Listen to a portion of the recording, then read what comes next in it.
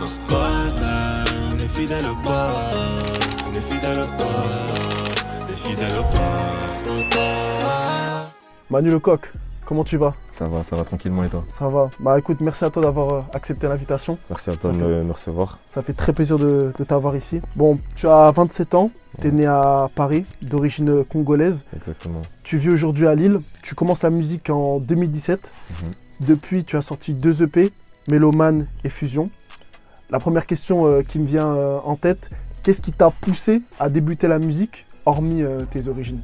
En fait, j'ai jamais vraiment eu de réponse à ça, si tu veux. Ça s'est fait naturellement, tu vois, avec les étapes de la vie.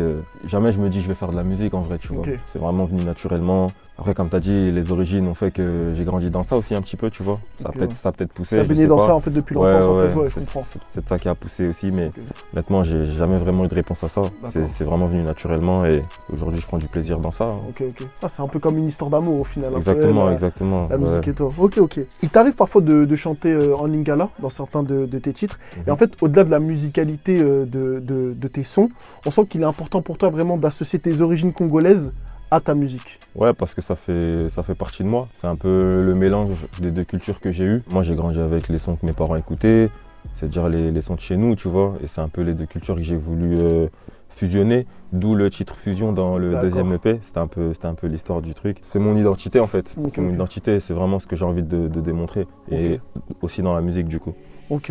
Tu m'as parlé là de ton EP Fusion. Je voudrais revenir sur un des titres de ton autre EP Mélomane qui s'intitule Les Autres, où tu dis vouloir vraiment sortir un peu du lot, faire montrer ton style à toi. Est-ce que tu penses que tu as atteint cet objectif vraiment de se démarquer des autres et de sortir du lot? Très honnêtement, aujourd'hui dans la musique, c'est compliqué de se démarquer. Tu vois, je te prends mon cas, je suis d'origine congolaise.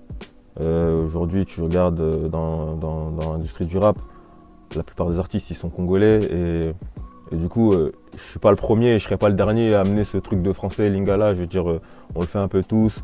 C'est comme je vais te parler de la mélo, je fais pas que de la mélo et je suis pas le seul à en faire. C'est-à-dire que se démarquer aujourd'hui, il faut des atouts bien spécifiques, je pense, pour pouvoir se démarquer. Moi, pour te donner un peu mon truc, je pense que je joue beaucoup sur le personnage. Parce que la musique en elle-même, si tu as un artiste demain qui pète, on va dire, qui a un peu mon style, on va dire ah Manu il fait du un tel, tu vois, ou il veut faire comme un tel, on va t'associer à un artiste, tu vois. Toujours ce truc de comparaison un petit peu. Exactement, et moi j'essaie d'éviter ça, tu vois. Du coup j'essaie d'avoir ma propre signature, c'est pas facile, ça met du temps.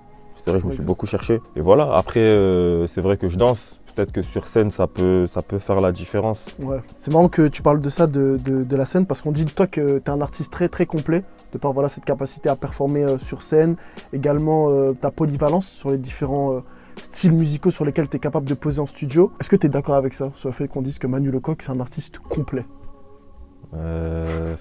Moi, je dirais pas ça parce que ça peut être pris pour de la prétention. Ouais, je comprends. Mais moi, je suis quelqu'un de net, je vais te dire, chacun a son propre style, tu vois. Moi, je pense que dans ce que je fais, de pouvoir danser sur mes propres sons et de l'apporter sur scène, ça peut apporter, comme je t'ai dit, un petit plus, tu vois. Et j'ai cet atout-là qui fait que, ouais, je peux me démarquer d'un autre, tu vois.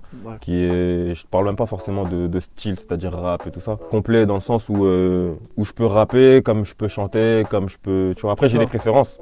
Mais ouais, je serais capable de te faire un peu presque tout, j'ai envie de...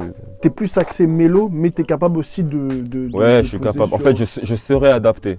C'est ça que je veux dire, c'est que je serais adapté, je peux m'adapter. Mais après, ouais, j'ai mes préférences. C'est-à-dire, moi, je vais préférer chanter que rapper, tu vois. Je vais être plus dans la chanson. Je vais même pas dire mélo. C'est vraiment, tu vois, un artiste, pour moi, il doit être un peu complet, tu vois. C'est pas juste un simple rappeur. C'est vraiment un artiste. Il est capable de... Tu vois, tu vas m'emmener dans une direction et je vais pouvoir m'adapter, tu vois. La possibilité de pouvoir faire plusieurs choses. C'est ce que j'essaie en tout cas d'accomplir. Eh ben, c'est un beau message en tout cas. Quels sont tes objectifs pour cette année 2024? Du coup, je vais pas le dire, c'est un secret. Non, je rigole. Non, en vrai, toujours avoir plus de visibilité et reprendre la scène, ça serait pas mal. D'accord. Ouais.